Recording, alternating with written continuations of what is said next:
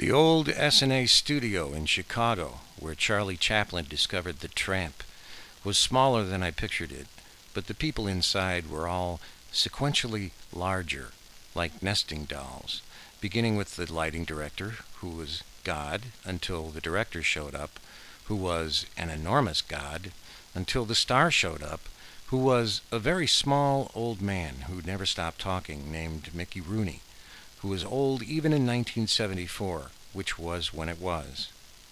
My job was to make clouds for Mickey's angel to hop around on.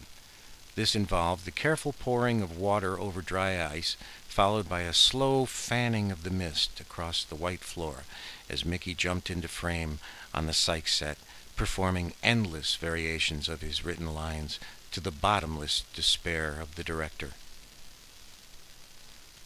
It was a film for an unnamed insurance company, made for an unclear purpose, as were most of the corporate-sponsored films of the era. And it quickly became clear that Mr. Rooney was either on something or should be, because his incessant attempts at attention-getting were grossly impeding the work of the crew. He would talk at you, but not to you, and if you replied, he'd cut you off, saying, "I don't mean to be short."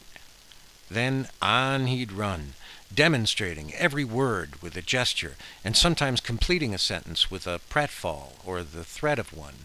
He was singularly unfunny and utterly unaware of it, and he had no handler to handle him but me, because I was, involuntarily, the last one standing. They sent me all over the country. "Hey, you there, can we win?" "You betcha," they'd say. "Can we win?" I'd ask somebody else. "Win what?" they'd say. I'd say, "What? Win what?" The crowd yells, "Whip inflation now?" That was me interrupting. Mickey Rooney was silent, eyes like pool balls. "You saw it?" Instinct told me to smile and nod, because I had no idea what PSA he was talking about. I just made a lucky guess, since he'd been talking about the Fords, how close he was to Miss Betty, as he called her, and how clumsy President Ford actually was in real life. So clumsy, I said to him, "Mr. President, let me follow you around to learn your moves, because you're hysterical." He was hysterical. We laughed. We were hysterical. Jerry Ford's real name, what was it? Leslie Lynch King, Jr. He was born with that. You think he could have been elected with a name like that? Later on, the lighting director joined me by my fog machine, which was just a fiberglass tub that was tipped up with a spillway for the fog. He smoked an entire cigarette in silence, and then dropped it on the floor and stepped on it. Don't talk to the talent. The next day, we shot on 3 different house sets. On a sofa sat a man and wife, despairing.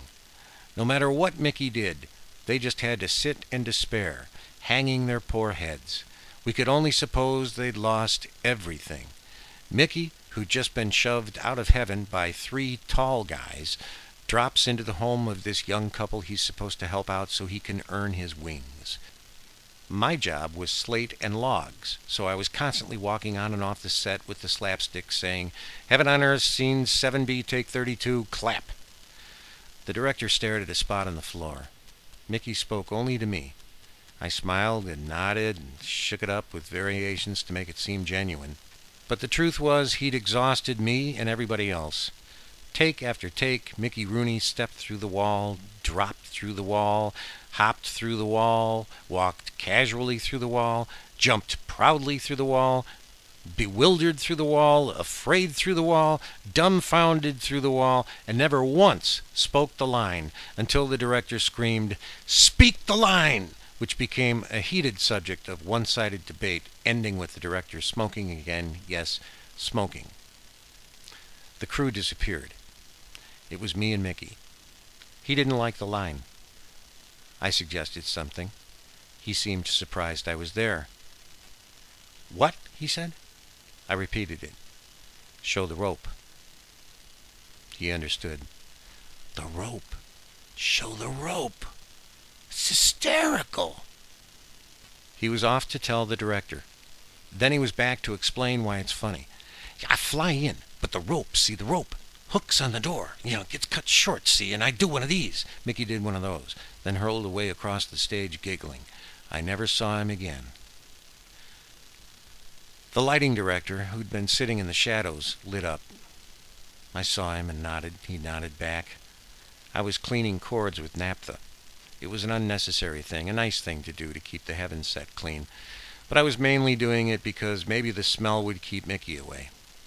The lighting director nodded, which meant come here, which I did. We sat in silence while he finished his cigarette. He put it out on the floor, handed me his business card, and told me to invoice him for 2.5 days. Then he said, "Drive carefully." I left immediately, a little jarred, a little offended, but mostly just incredibly relieved.